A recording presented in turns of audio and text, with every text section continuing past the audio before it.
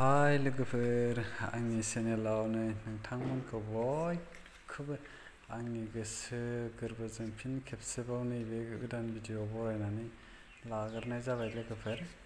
आं दिनै नोंथांमोननि सिगाङाव मोनसे गोदान भिडिअ लानानै फैबावलायबाय।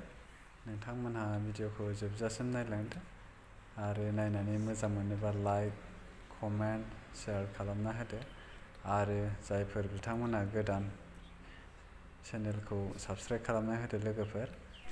आंनि दिनैनि भिडिअखौ नोंथांमोनहा थाम्बनेइलाव नायनानै एसेबाबो मिथिखाबाय जानांगौ।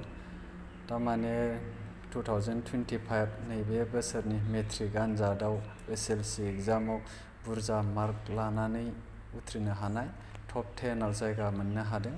नैबे जाहैबाय आंनि आदा आरो नैबे आंनि बियादै।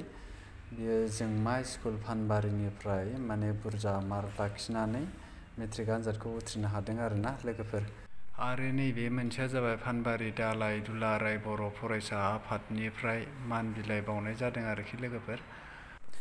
आरो नैबे मोनसेया जाबाय चिरां डिस्ट्रिक्ट बिजिनि दख'रा दुलाराय बर' फरायसा आफादनिफ्रायबो मोनसे मान बिलाइ बावनाय जादों लोगोफोर। बेखौनो नोंथांमोननिसिम एसे देखायलांसै। फैदो बिदिबा आंजों लोगोसे भिडिअखौ नायलांसै लोगोफोर। साबायखर थाबाय मान बिलाइखौ नाजावफैनायनि थाखाय, लोगोसे बे मान बिलाइखौ हरनायनि थाखाय जोंनि दिनैनि गाहाय आलासि सारनिसिम साबायखर थाबाय। दा नैथियाव दङ सानसुलि बर', बिफा तरुन बर', बिमा रुपाथि बर', गामि 1 नम्बर फोथार। बिनानावबो दंबा बे मान बिलाइखौ लांफैनो थाखाय खावलायबाय। लोगोसे बे मान बिलाइखौ हरनो थाखाय बिजिनि जिल्ला बर' थुनलाइ आफादनि आफादगिरि सान नागेश्वर गयारि बिथांखौ खावलायबाय।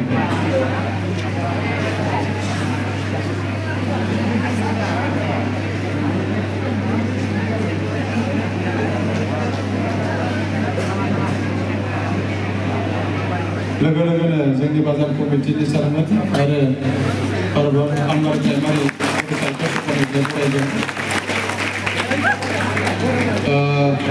सानसुलि बर', बिफा तरुन बर', बिमा रुपाथि बर', जोंमा स्कुल फानबारि।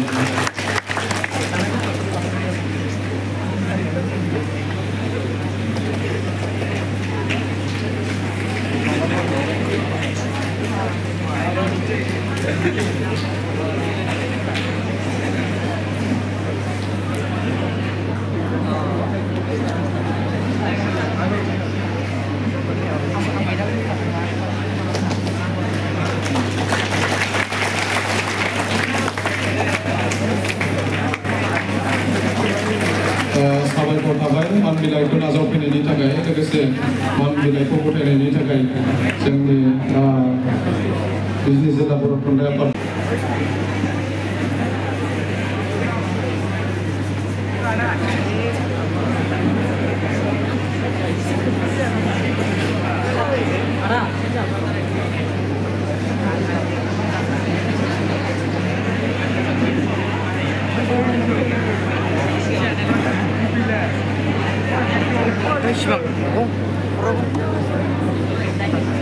बिनि उनाव दङ खोरोम बसुमतारी, बिफा मनिन्द्र बसुमतारी, बिमा अनजालि बसुमतारी, गामि बाथ'पारा बड'सा एकाडेमि फानबारिनिफ्राय।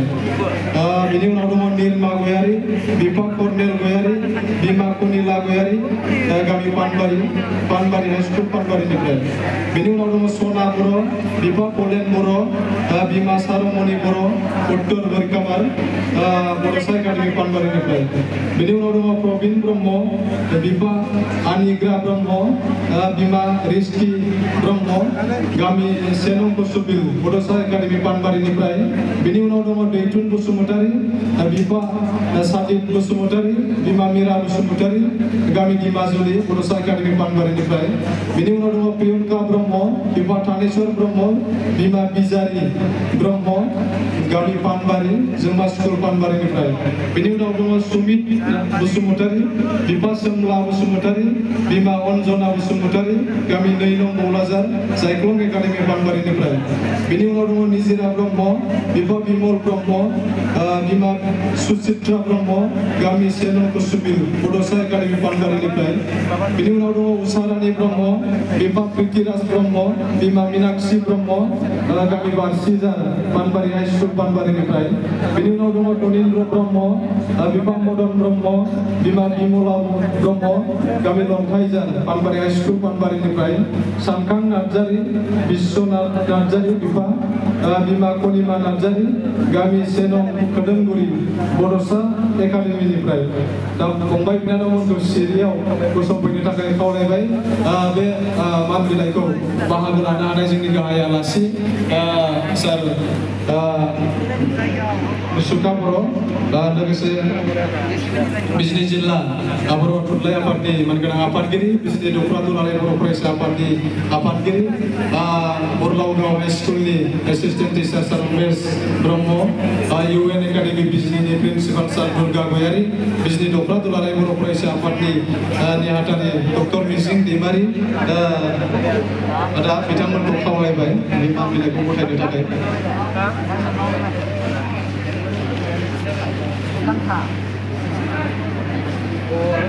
बिनि उनाव पानबारि बाजार कमिटि आरो पानबारि प्राइमारि पानबारि बाजार कमिटि बिथांमोना बरायगोन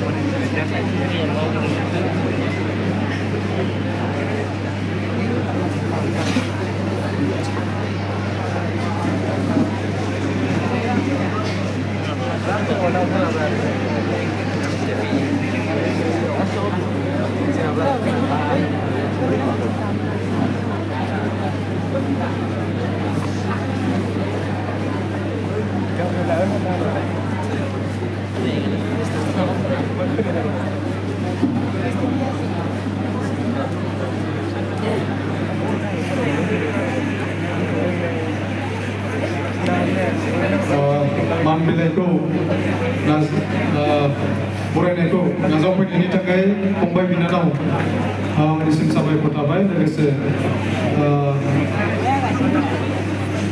बरायनायाव बाहागो लानायनि थाखाय जोंनि गाहाय आलासि बिथांमोननिसिम साबायखर थाबाय।